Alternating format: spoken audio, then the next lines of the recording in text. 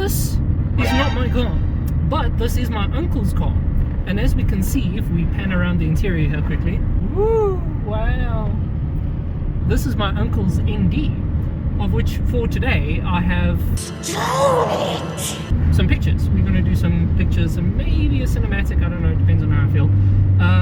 However, if we, as you guys saw when we were panning around outside, today is literally the worst day possible to do pictures because it is just raining and terrible and bad lighting altogether, and there's potholes on the road. Bruh. This is why we can't have nice things. Bro, I'm straight up not having a good time. Anyway, I'll catch you guys up when we get to the photo shoot location. It is going to be the generic one that I always go to, but I wanted a more positive video because this year's been terrible so far, so let's go have a positive video in a nice fun car. Okay, so it is raining and it is my uncle's car, so oh my word, that Audi just went straight through the non-existent lights. I'm obviously not going to send it too hard, but I'll do a small pull for camera. Is this Yaris going to start? Yeah.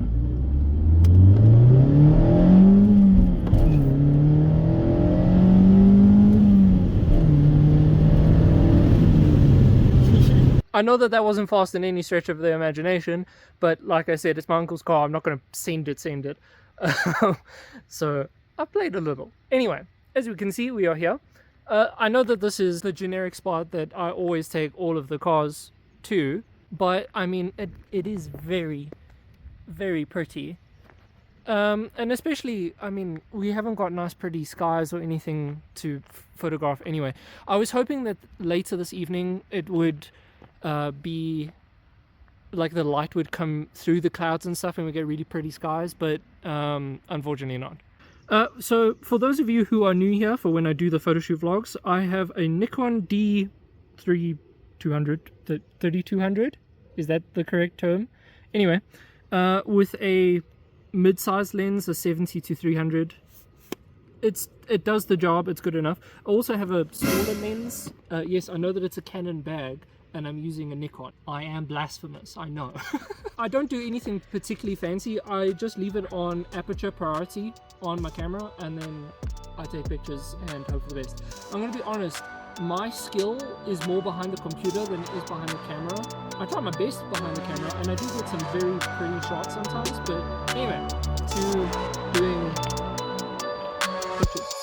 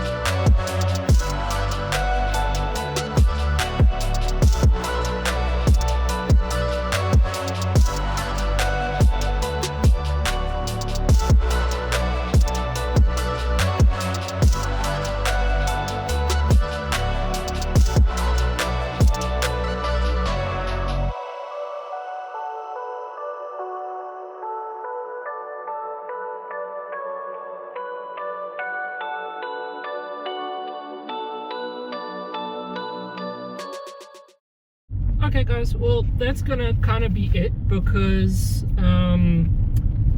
unfortunately the light, it's not bright enough that then I can have the ISO set to like a reasonable amount so it's not fuzzy, but then that means that it gets blurry or it's overexposed. That's like my two options.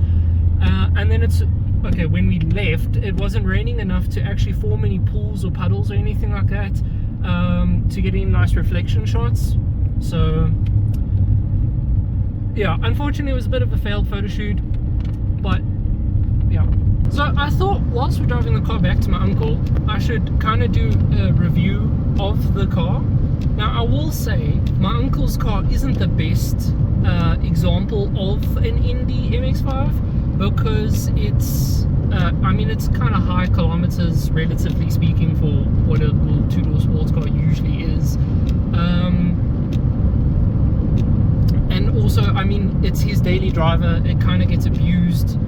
But all things considered, I was actually saying to both my mom and my girlfriend, this feels like a combination, weirdly enough, of the Swift, well, my Swift Sport and my MX-5. It feels modern, like my Swift Sport, with all the buttons on the steering wheel for all the different settings and blah blah blah, and it's got auto light features and blah blah blah blah blah.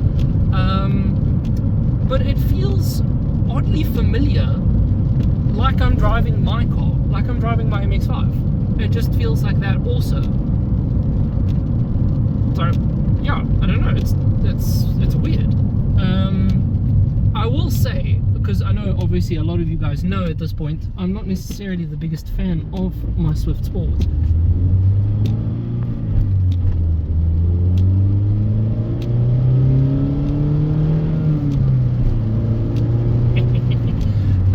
I'm obviously not the biggest fan of my Swift Sport. I'm thoroughly enjoying this car. It feels stiffer than what my NA does, but I expected as much because I know that the NA was actually kind of a soft chassis. So for the NB they did a lot of suspension and chassis stiffening. This car feels very, very tight in terms of a chassis, which is also shown when you're busy climbing in and out of the car and the door sills are like this thick. They're massive. I will also mention, and it's a downside that both my girlfriend and I have both mentioned, the interior feels very, very tight. I have sat in an FDRX7 before.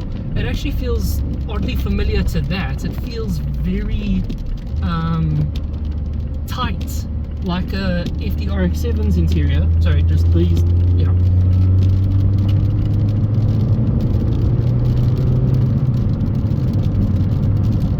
So it feels oddly tight and compact and a little bit claustrophobic.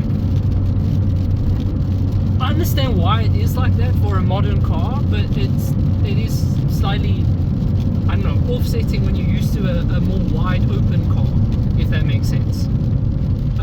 Although I will be honest, I have kind of gotten used to it at this point, just for the little bit of driving that I have done. So as I remarked on my completely honest and unbiased car review, for those of you who remember that, the gearbox still feels absolutely phenomenal. I love it. I haven't turned traction control off, and I'm not going to, but I'm pretty sure that this thing would be an absolute animal with traction control off. It would be a lot of fun. I have seen people rip these in the canyons, and I don't know, they're fantastic. So there's my 10 cents review. I don't know, yeah, I absolutely love this car. I don't know